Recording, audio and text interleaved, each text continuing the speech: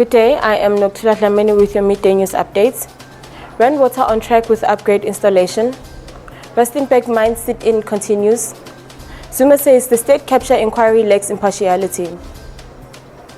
Rainwater says its 600 million upgrade is on schedule to install a butterfly valve to the pipeline from the Litabo to the Vereeniging pumping stations. The deadline is at midday today. Rainwater says the upgrade is a response to the increasing water demand and was originally on their 2020 projections. Over 200 members of the National Union of Metal Workers of South Africa remain underground at the Lanxess mine in Rustenburg in the northwest.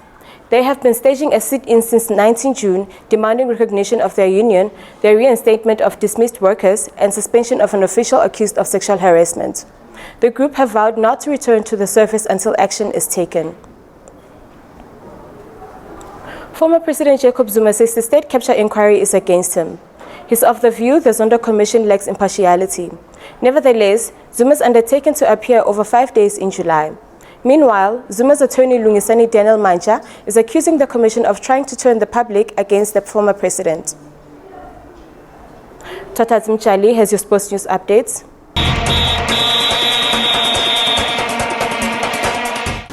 Good day from Joburgtv Sports. I'm Tata Zimchali with your sports news.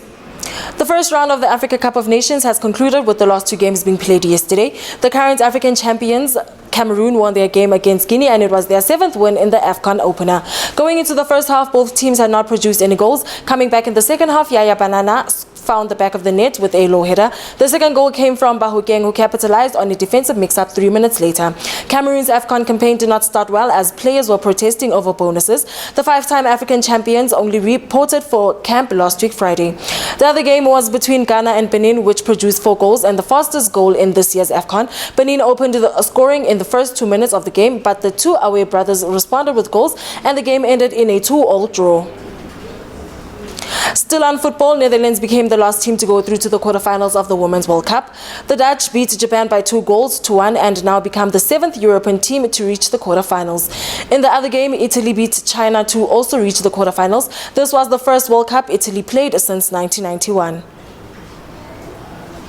And lastly, Sports Minister Nathi Mthethwa has lashed out at Bafana for their poor performance on Monday against the Elephants of Ivory Coast. Bafana opened their AFCON campaign with a 1-0 defeat. Mthethwa was accompanied by SAFA President Danny Jordan, who was also far from impressed after Bafana's performance. Jordan left the hotel to relay the minister's message to coach Stuart Baxter and his charges. The minister said Bafana was not supposed to lose their opener. They will now have a chance to win the hearts of the fans when they play against Namibia. That's all from the sports desk. Goodbye.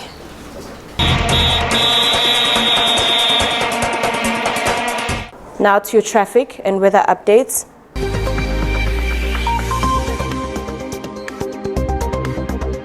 Thank you, Noktula. And now looking at your traffic updates. Germiston on the N3 northbound, there's a stationary vehicle at the Holden Hayes interchange.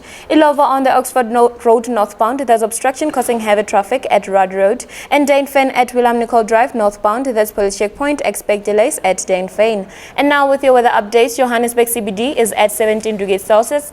Soweto, it is partly cloudy at 16 degrees Celsius. Randburg is also at 16 degrees Celsius. And Sandton is partly cloudy at 15 degrees Celsius.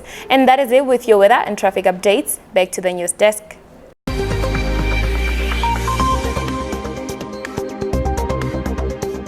That's it from me and the rest of the Joburgtv news team. Goodbye.